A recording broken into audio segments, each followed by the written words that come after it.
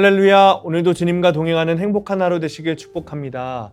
오늘 큐티 본문은 출애굽기 11장 1절에서 10절 말씀입니다. 오늘 큐티는 마지막 경고라는 제목으로 죽음을 경고하는 내용입니다. 말씀 질문입니다. 왜 바로는 모세의 음성을 듣지 않을까요?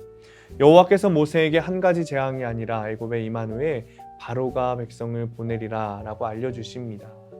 하나님께서는 하나님의 계획을 하나님의 사람에게 숨기지 않으세요. 하나님의 사람은 하나님의 음성을 들으며 소망으로 인내하고 기대하며 기다립니다.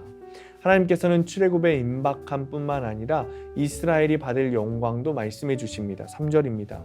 여호와께서 그 백성으로 애굽 사람의 은혜를 받게 하셨고 또 그 사람 모세는 애굽 땅에 있는 바로의 신하와 백성의 눈에 아주 위대하게 보였더라. 그래서 애굽 사람에게 가증히 여김받던 노예 민족이 그들의 은, 금, 패물을 얻어서 당당히 나가라고 하십니다. 하나님은 바로에게 핍박받는 하나님의 사람을 바로의 신하와 백성의 눈에 아주 위대하게 하겠다 말씀하십니다.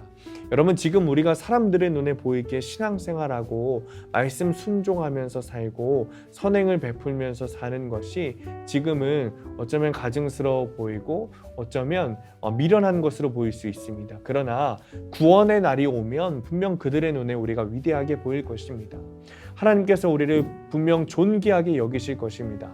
모세와 아론은 지금까지 엄청난 기적들을 애굽의 바로 앞에서 행했습니다. 그러나 바로는 이스라엘을 여전히 보내지 않아요. 왜 그렇죠? 기적이 사람을 바꾸는 것이 아니기 때문에 그렇습니다. 9절입니다. 여호와께서 모세에게 이르시기를 바로가 너희 말을 듣지 아니하리다. 그러므로 내가 애굽 땅에서 나의 기적을 더하리라 하셨고, 믿음은 들음에서 나고 들음은 그리스도의 말씀으로 말미암습니다.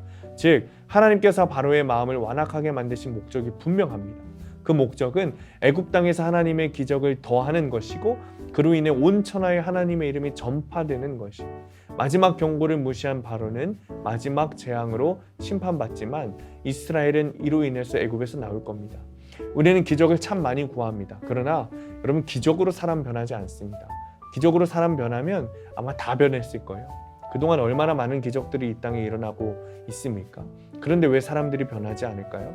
기적으로 사람이 변하는 것이 아니라 말씀으로 사람이 변하기 때문이죠. 그래서 사람은 하나님의 말씀을 붙들어야 하는 겁니다. 적용 질문입니다. 큐티를 통해 주님의 음성을 듣고 소망해야 하는 것은 무엇입니까? 나는 새로운 삶을 위해 기적을 구합니까? 아니면 말씀을 듣습니까? 오늘의 원포인트입니다. 기적이 아니라 말씀이 변화시킵니다. 사람을 변화시키는 것은 기적이 아니라 말씀입니다. 그러니 우리는 기적을 구하는 것이 아니라 말씀을 붙들어야 합니다. 오늘도 말씀으로 주님을 바라보며 새로운 삶을 사시기를 축복합니다. 기도하겠습니다.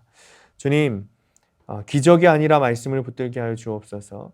기적을 아무리 보아도 바로가 변하지 않았던 것처럼 기적은 사람을 변화시키지 않으니 진리이신 말씀을 붙들고 새로운 삶을 사는 주님의 자녀로 변화되도록 하나님 우리의 삶을 이끌어 주옵소서.